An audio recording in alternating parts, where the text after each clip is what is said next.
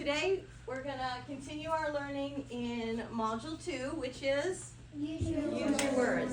We'll learn about character perspective through two activities that explore how we see things differently and how the same words can affect us in different ways. As we're learning about characters' perspectives today, we'll keep in mind our essential question: how do people use words to express themselves? And this morning, you have your Zach's Jump In ready. You read that for morning work. You have your character perspective anchor chart ready. And you'll have all your Kagan strategies ready to use. Our learning goal today is I can explain different characters' perspective in a literary text. A character's perspective is important because it gives a reader a complete picture and a better understanding of the character's feelings and motivations. After I have explained to you what character perspective is and how to use text evidence to determine character's perspective, I'm going to turn the learning over to you. You will explore the perspective of two characters that I introduced to you yesterday in Dear Dragon. Yesterday we learned about the genre of Dear Dragon. It's a fantasy. And we went over the key vocabulary that we needed to unlock the text. Today we're going to use the text to gain a deeper understanding of character perspective in the story. Now, in our learning goal, there was a word, perspective. So let's dive deep into what is that. Perspective is the way you see things, the way you think about things, and how you feel. Your perspective is unique to each one of you, and it's shaped by your life, three things: your life experiences, what you value, and your current state of mind. Now we're going to explore perspective. I'm going to show you a picture, and you have your whiteboards in front of you and a dry erase marker. I'm going to show you an animal on this picture. And I want you to write what you see and keep your answer to yourself until I say reveal. Okay, everybody have their whiteboard and their marker ready? Yes.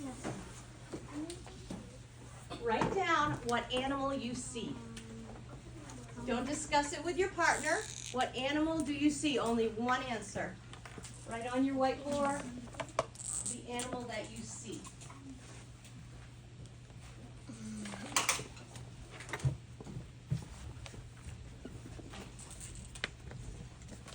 Write down the animal that you see. You should just have one word on your board, and hide your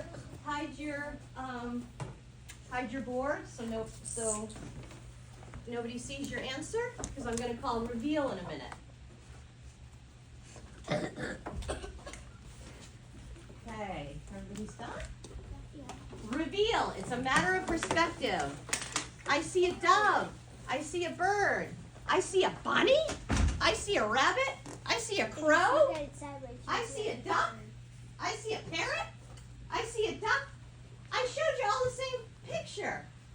How do we all see differently? Wait. It's because we all have different perspectives. We all see things differently. So you can put your whiteboards down. Oh, wait. Come take a seat, sweetheart. Yeah. You can go It's a bunny. to Evan's. It's a crow. You can go back. Eric, come here. You sit here. You can go to Evan's table. I want to do this. Join this Kagan group. Nice to see you. Good morning, Eric. We're glad you're here. We wish we were going to wish you well, but you're here, so we're glad. Hi.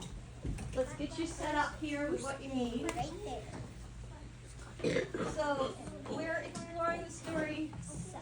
These are the tools you need for today. So if the marker doesn't work, we just need to grab a new one, right? The supplies are in the back of the room. So we learned in this exercise, it's a matter of perspective. We all see things differently. There's no right or wrong answer. Your perspective is unique to you. Now we're going to do a little mixed pair share. Yes. On the picture, if you look at it on the side, it looks like a bunny, and if you look at it like how it is straight, it looks like a bird. Yes, it's a matter of perspective. Cool.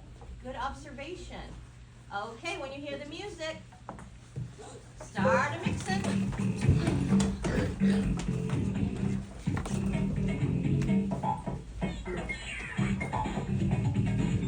Hair up. Spread out. Spread out. If you don't have a partner, raise your hand. Spread out so you're not in a big clump. Spread out, spread out. Everybody have a partner? Okay, this is think time. When you hear the words last day of school, put that in your head. Close your eyes. Last day of school. What are you thinking and what are you feeling? This is think time, 5 seconds.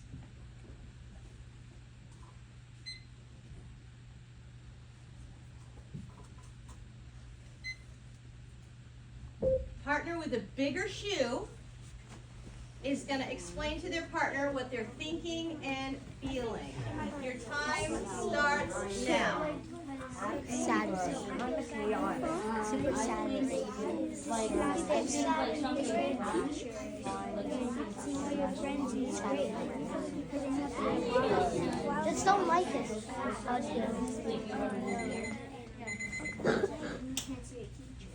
Okay, let's say back to our partner. I heard you say, repeat back to your partner what they said. I heard you say sad sometimes, happy.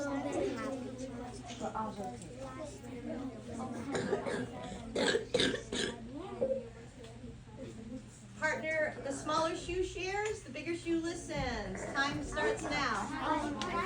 When I hear the last day of school, I think like the teacher would have like hugging a lot of people, but you would be sad, but a lot of people would be playing games. I salute your ideas. I salute your idea. Oh, I'm so sorry, Mama. Okay, you can take a seat. So when I was walking around, I heard some different things from different people. I heard some of you say you were happy and you were excited. But I also heard some of you are sad and you were worried. How can the same set of words have two different effects on people? It's all based on what we value, our values. So if you said you're happy and excited, I tend to think you may value your summertime, your free time with your family. You might enjoy adventure. You might enjoy traveling. Those things are important to you. So that's why you might have said you were happy. But there's no right or wrong answer. Some of you might have said sad. So you may value, your core value, you may value friendship and community, working with your friends, seeing your friends every day, having a routine every day. Those things are important to you. Again, there's no right or wrong answer. It's just we have different perspective, and words and feelings make us feel different. So now we've seen how we see things differently, and when we hear words differently, we're going to talk about a character's perspective. So a character's perspective is, you have this glued in your notebook, you can read along. A character's perspective is the way a character sees, thinks, or feels about something. And it's how the characters view others, how they experience events, and how they respond to situations. So let's dive deep into that. Now, this morning for morning work, you read Zach's Jump In, and you have it open in your My Book. Let's look at the perspectives in Zach Jumps In. We have Zach's brother, we read about, and we have Zach. And let's explore first Zach's brother. Now, to determine his perspective, we have to look at the text evidence and the illustrations. That's how we're going to determine how our characters are thinking and are feeling. So when we look back on this page, and I look in the beginning of the story, I see here, Zach's brother says, "My big brother is unique. I admire him. He practiced and practiced. He did the bravest thing." So from this text evidence, I get an idea of his perspective. Zach's brother, he looks up to Zach. He admires him. Zach is proud of him. He's brave. He did a brave thing. He's hardworking. He practiced and practiced. And he's unique. All that conclusion that I came up with about his perspective was driven by the text evidence. So we get an idea of Zach's brother's perspective. That's why we have this emoji. Because from this emoji, this illustration, I see proud. You know, that's a thumbs up. It's a good feeling. That's a positive feeling. He's proud of him. Now let's take a look at Zach. We have to look at the text evidence. In the beginning of the story, you see it says, he was afraid of the water. It made him mad and afraid. He always wants to win. So I came to an idea about his perspective through that text evidence. Zach always wants to be the best at everything. See, he always wants to win. So he's angry with himself for being afraid of the water and not being able to swim. He's mad and he's angry. From the illustration, I can see in the beginning of the story, Zach is angry. That's how he's thinking and feeling. He's frustrated. He's always the best. And he comes up with a task here, swimming, that he's not the best at. So you can imagine how he's feeling. Frustrated, angry. However, a character's perspective does not stay the same through the whole story. It changes, just as we change. When you wake up in the morning, your perspective might be, I'm going to have a fabulous day. But things happen to you during the day that might change your perspective. As Zach, in the beginning of the story, Zach falls into the water, and he's terrified. That had a major effect on him, that life experience. It made him terrified of water, and it made him afraid and angry. But however, look, we jump to the end of the story. Now Zach is a confident swimmer. Look at him now. Does he look angry anymore and mad? No, he's a champion swimmer. His feelings have changed about himself in the water. He's no longer mad and afraid. He actually feels unstoppable. Our text evidence. Now Zach thinks there's nothing he can't do. There's nothing he can't do. He feels unstoppable. That's a big difference in his perspective in the beginning of the story. So what happened? Something had to happen. Something had to change. And I know you know the answer, so we're going to check your answer to the next slide.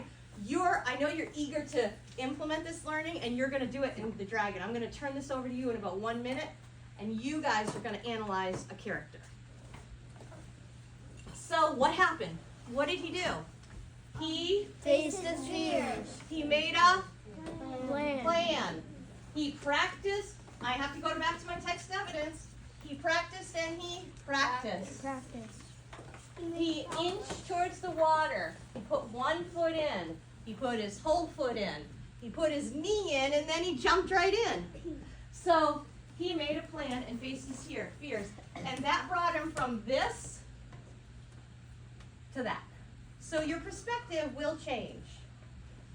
So now that I've explained what character's perspective is to you, I'm going to have you find it in the text through text evidence, and you're going to apply your understanding of what we talked about. So you're going to go to Dear Dragon, page 180. With your shoulder partner. So your shoulder partner. You're going to partner read page 180 to 187. Partner wearing the most colors is going to start.